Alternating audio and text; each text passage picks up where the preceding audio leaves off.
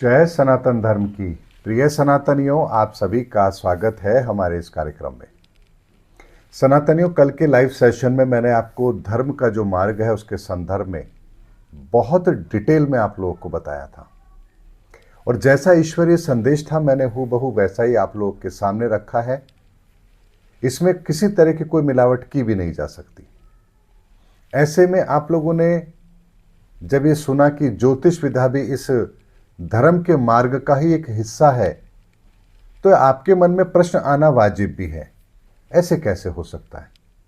बहुत बड़े बड़े धर्मगुरु तो ज्योतिष को लेकर के अजीब तरह की बात करते हैं, वो तो इसे अंधविश्वास बताते हैं। ऐसा कैसे हो सकता है? तो आज के वीडियो में मैं आपकी उसी भ्रांति को तोड़ने वाला हूं कि आध्यात्म के अंदर जो लोग हैं और वो जो ज्योतिष को पाखंड बताते हैं या कहते हैं कि ज्योतिष विद्या अंधविश्वास का हिस्सा है, तो आप खुद स्वयं आकलन कीजिए कि ज्योतिष क्या है।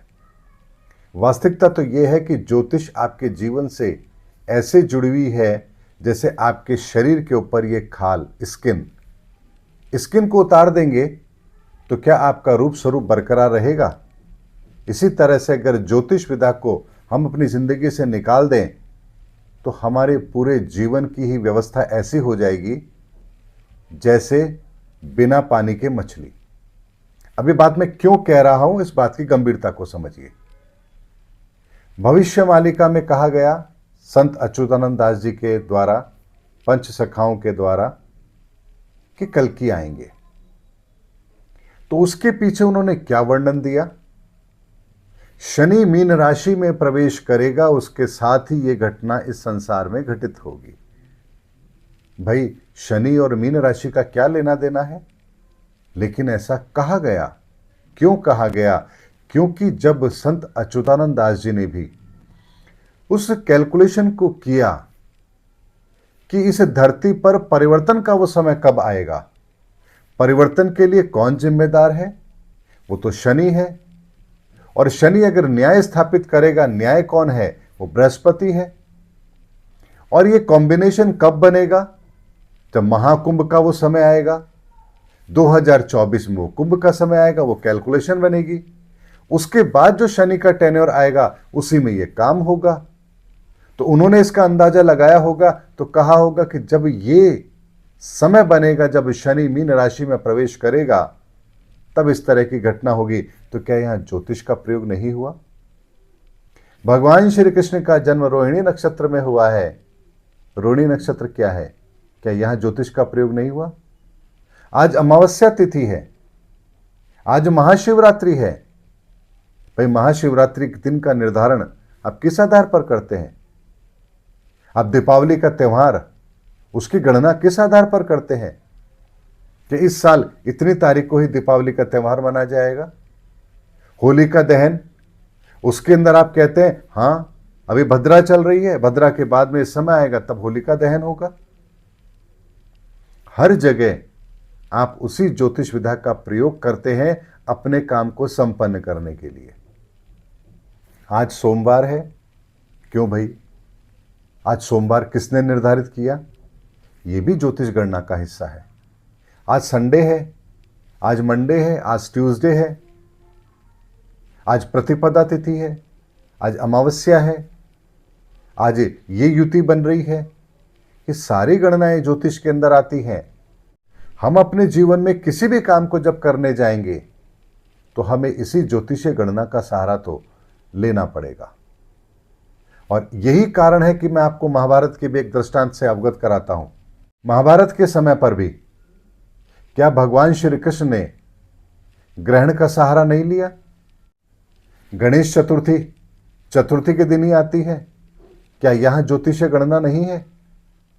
यानी हमारे जीवन के अंदर हम कुछ भी कर्म करते हैं, किस दिन कौन सा कर्म श्रेष्ठ रहेगा, इसकी गणना हम ज्योतिष के आधार पर ही करते हैं। नवरात्रा स्थापना का समय है, 9 दिन नवरात्रा स्थापना का वो पर्व रहेगा। गणेश चतुर्थी है, 7 दिन ये पर्व रहेगा, 8 दिन 9 दिन मुंबई के अंदर महाराष्ट्र में ये पर्व मनाया जाता है। दुर्गा पूजा, क्या ये नहीं की जाती है? क्रिसमस मनाना है 25 दिसंबर। क्यों भाई 25 दिसंबर ही क्यों? ये 25 दिसंबर की गणना आपकी किस आधार पर की गई है? ज्योतिष के आधार पर ही की गई है। चांद देख करके हम अपना त्योहार मनाएंगे, ईद मनाएंगे। क्यों? वो चांद के उदय के साथ ही तो आपको पता है कि वो कौन सी तिथि बनेगी जिससे आपका समय निर्धारित होगा ईद मनाने का। आपने ईस्वी सन का कैलेंडर बनाया, ज्योतिषीय गणना पर बनाया। आपने हिजरी सन को फॉलो किया, ज्योतिष के आधार पर किया। आपने विक्रम संवत को फॉलो किया, ज्योतिष के आधार पर फॉलो किया।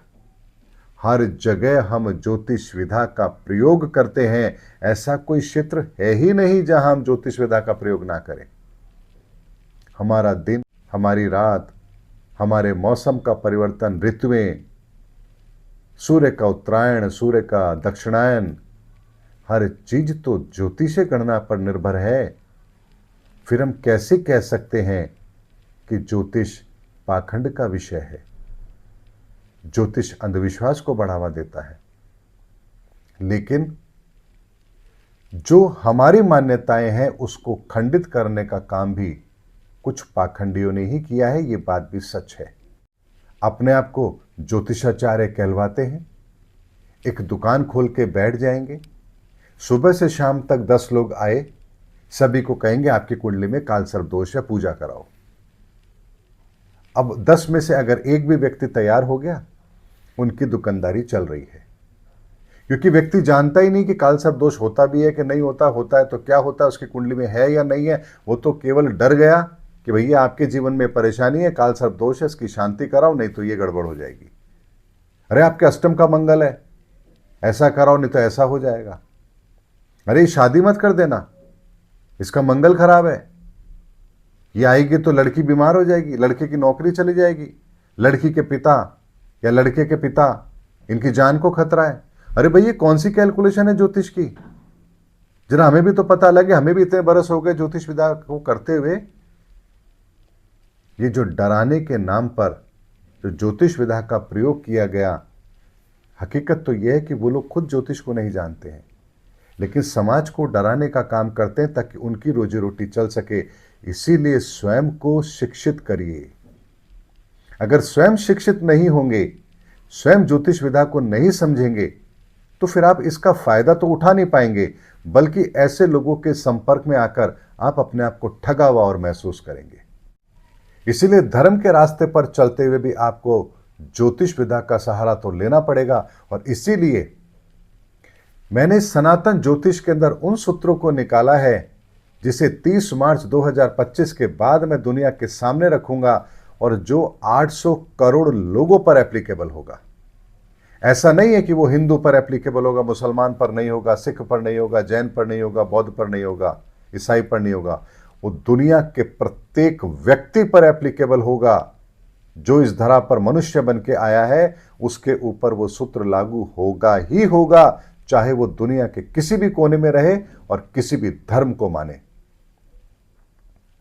और उसके आधार पर उसको अपने जीवन में क्या परिवर्तन लाने हैं जिससे उसकी जिंदगी के अंदर वो अपनी परेशानियों से स्वयं को खुद बाहर निकाल सके, स्वयं का जीवन तो बेहतर बना ही सके, साथ में अपने परिवार को भी एक बेहतर जिंदगी दे सके, अंधविश्वास से स्वयं को दूर रख पाए, धर्म के रास्ते को समझ पाए, सनातन को समझ पाए, इस ब्रह्मांड के विज्ञान को समझ पाए और पाखंडियों से भी अपनी सुरक्षा कर पाए।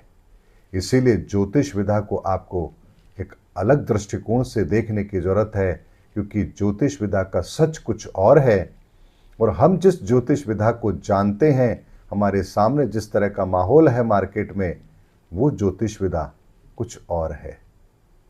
उसी सच को लेकर के लोगों ने अपनी अपनी दुकान खोली है और डराने का काम, पूजा पाठ के काम के नाम पर बहुत कुछ बाजार में हो रहा है। आपको अब इससे ऊपर उठ करके ज्योतिष विद्या को सोचना है, देखना है, समझना है। ज्योतिष विद्या वो महान विद्या है जो आपके जीवन में आपके पूरे सामर्थ्य को इस तरह से डिकोड करती है कि आप क्या कर सकते हैं, क्या नहीं कर सकते हैं, क्या आपकी क्षमताएं हैं और क्या आपके भाग्य में ईश्वर ने लिखा है सफलता का वो रास्ता जिस रास्ते पर चल करके ही आप सफलता की मंजिल तक पहुंच सकते हैं। तो जैसे एक मकान का एक ब्लूप्रिंट होता है, एक नक्शा होता है। वो नक्शा यदि आपके पास है तो आप आराम से समझ सकते हैं कि बिल्डिंग कितने मंजिल की है, इसमें कितने कमरे हैं, किस कमरे का दरवाज़ा कहाँ खुलता है, किस तरह से ये बिल्डिंग बनी हुई है। ये बात आपको समझने में जरा सी भी तकलीफ नहीं होगी। तो क्या आप उस नक्शे से उस बिल्डिंग को बदल सकते हैं? नहीं बदल सकते, लेकिन वो नक्शा आपको उस बिल्डिंग की पूरी रूपरेखा बता देता है। इसी तरह से ज्योतिष विधा आपके पूरे जीवन के सार को बताती है कि आपके जीवन के किस उम्र के अंदर किस तरह की परिस्थितियों का निर्माण होना है, कौन सी घटनाएं घटित होनी है, आपको अपनी सुरक्षा करने के लिए क्या करना चाहिए। लेकिन ये आपके पूरे जीवन को बदल दे, ऐसा संभव नहीं है। लेकिन जीवन के अंदर आने वाली परेशानियों को आप कैसे हैंडल करेंगे, या आने वाले समय के अंदर आपको जो बेहतर समय मिल रहा है उसका आप सदुपयोग कैसे करेंगे, आपकी कौन सी गलतियां जीवन में आपको बहुत बड़ा नुकसान देगी और किन चीज़ों से आपको अपने आप को बचाना चाहिए, आपको आपके भीतर कौन से गुण ऐसे हैं जिनका आपको विकास करना है, जिनको बढ़ाना है, और वो कौन से अवगुण हैं जिनसे आपको हमेशा अपने आप को दूर रखना है, किन लोगों के साथ आपके अच्छे संबंध रह सकते हैं। ये सारी की सारी चीज़ें इसी ज्योतिष विधा की देन है, इसी से इन चीज़ को समझा जाता है। इसीलिए ज्योतिष विधा को वैज्ञानिक दृष्टिकोण से समझिए। इसे राहु केतु, मेरी नौकरी कब लगेगी, मेरे बच्चे कब होंगे, मेरी शादी कब होगी, केवल इतना सा मत समझिए। ज्योतिष विधा इससे बहुत आगे की बात है, बहुत विशालतम ये ज्ञान है। आपको जब आपके पूरे जीवन का ये रहस्य खोल के आपके सामने रख देती है, तो फिर आप स्वयं अंदाज़ा लगाइए कि आपके पास क्या क्षमताएं हैं और आप इन क्षमताओं से क्या कर सकते हैं।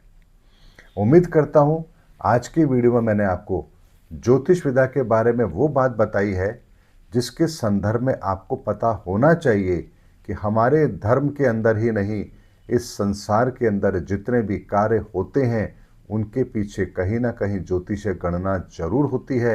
वो दिन, वो तारीख, वो समय, वो माहौल, वो क्रियाएं इन ज्योतिष विधाओं की गणना के बाद ही तय होती हैं। इसलिए आप किसी भी धर्म में रह करके कुछ भी करें, चाहे ईद मनाएं, चाहे क्रिसमस मनाएं, चाहे रामनवमी मनाएं, चाहे गणेश पूजन करें, हर चीज़ तो ज्योतिषीय गणना पर आधारित है। तो क्या आप इन त्योहारों को मनाना बंद कर देंगे? क्या आप चांद देख के ईद मनाना बंद कर देंगे? क्या आप क्रिसमस का दिन बदल देंगे? क्या आप गणेश चतुर्थी की तिथि बदल देंगे? आप ऐसा करेंगे ही नहीं। आप हजारों सालों से इस नियम को फॉलो करते आ रहे हैं और हजारों सालों तक आप फॉलो करते रहेंगे। इसीलिए वास्तविकता को समझिए, स्वयं को समझदार बनाइए, ज्योतिष का ज्ञाता बनाइए और फिर अपने जीवन में स्वयं सुधार को लागू कीजिए। देखिए आपको जीवन में सफलता मिलती है या नहीं मिलती है। मेरे द्वारा भी बहुत से लोगों ने ज्योतिष सीखी है और ज्योतिष सीखने के बाद जब उन्होंने अपने जीवन के अंदर उन सूत्रों को अप्लाई किया है तो यकीन मानिए उनके कमेंट्स जो आते हैं मुझे, जब व्हाट्सएप पे वो मैसेज करते हैं कि 20-20 साल से जिन लोगों से हमारी दुश्मनी थी, आज हमारे संबंध दोबारा सामान्य हो गए हैं। ये क्या छोटी बात है? इसीलिए ज्योतिष विधा का प्रयोग हर जगह किया जा सकता है। बस इसको समझ करके अपने जीवन में इसको अप्लाई करने की आवश्यकता है। उम्मीद करता हूँ सनातनियों, मेरा वीडियो आपको जरूर अच्छा लगा होगा। अगले वीडियो में आपसे फिर भेंट होगी। तब तक हमारे चैनल पर बने रहिए। जय हिंद, जय भारत, जय सनातन धर्म की।